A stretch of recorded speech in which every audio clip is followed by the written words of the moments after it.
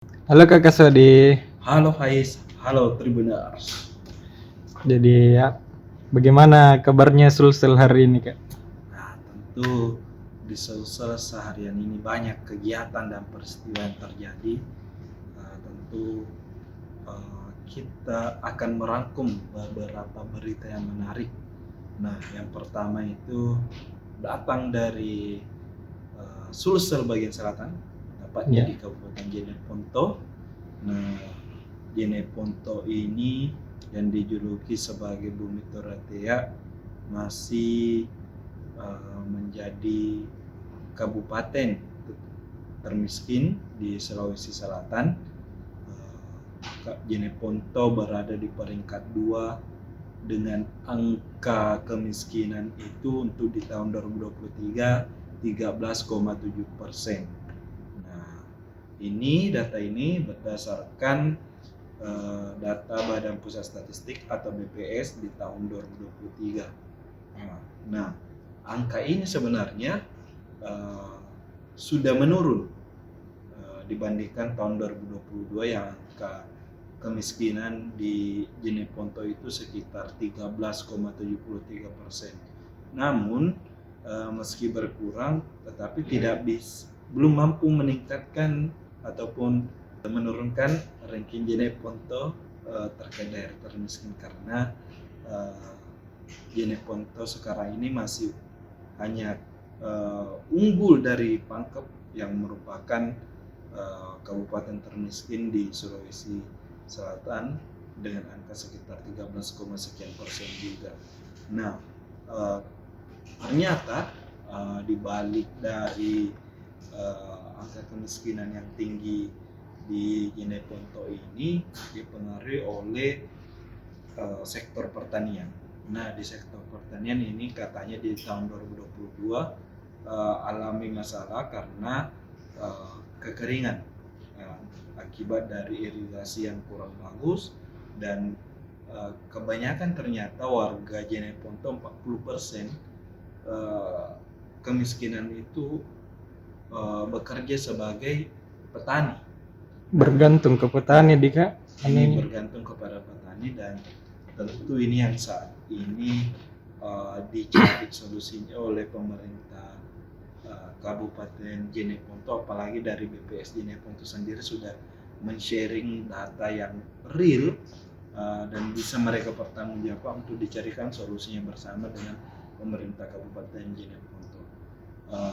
Di daerah lain, di Kabupaten Sinjai, Dinas Sosial Kabupaten Sinjai melakukan verifikasi data warga miskin, karena di tahun 2023 ini berdasarkan data BPS juga angka kemiskinan di Kabupaten Sinjai mencapai 22.000 jiwa. Nah, padahal angka warga Kabupaten Sinjai itu hanya sekitar 250.000 lebih lah jiwa. Nah, ini juga makanya dari Dinas Sosial bergerak untuk memastikan data-data tersebut benar valid dan dilakukan verifikasi ulang yang mana memang warga yang termasuk masih berkategori miskin, sehingga dari situ setelah dilakukan verifikasi akan dilaporkan kepada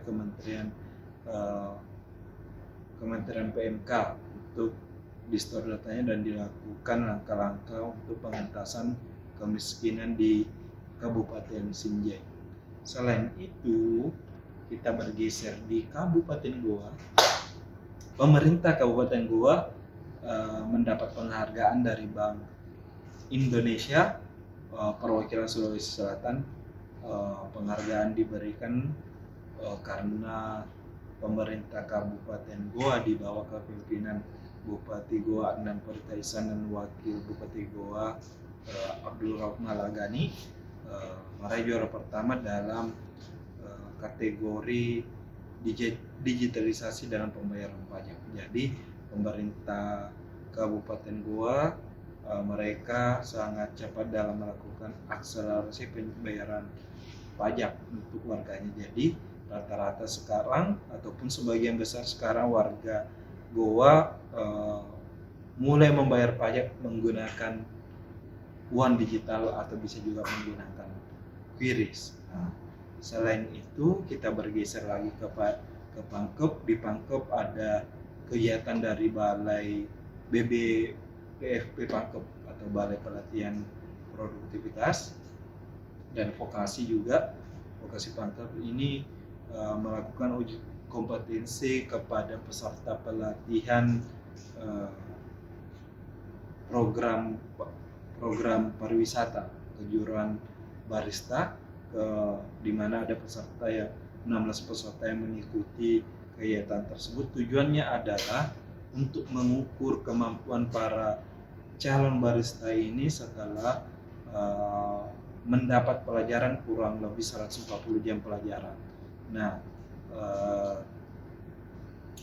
dengan dari hasil uji kompetensi tersebut, jika memang dinyatakan lulus akan mendapatkan sertifikat, dan sertifikat itu tersebut akan bisa digunakan untuk melamar pekerjaan ke perusahaan, dan tentu sertifikat tersebut menjadi patokan memang perusahaan dalam menerima pekerjaan.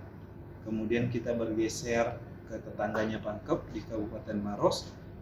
Ada target dari PAD Kabupaten Maros. Nah, sekarang hingga November 2023 PAD di Kabupaten Maros itu sudah mencapai angka 266 miliar. Nah, sisa pada targetnya itu di 2023 di angka 275 miliar. Jadi ada sekitar 900 juta kekurangan dari target PAD-nya. Nah, bulan Desember ini yang merupakan penutup tahun 2023 akan dimanfaatkan baik oleh pemerintah Kabupaten Maros di bawah kepemimpinan Haidir Syam untuk memaksimalkan potensi PAD. Nah, dia yakin bahwa di Desember nanti target yang 275 itu bisa tercapai, bahkan bisa melebihi dari target yang ditentukan. Ada beberapa OPD yang disinyalir akan dimanfaatkan untuk mendapatkan hasil PAD tersebut, apalagi khusus di Dinas Pertanian.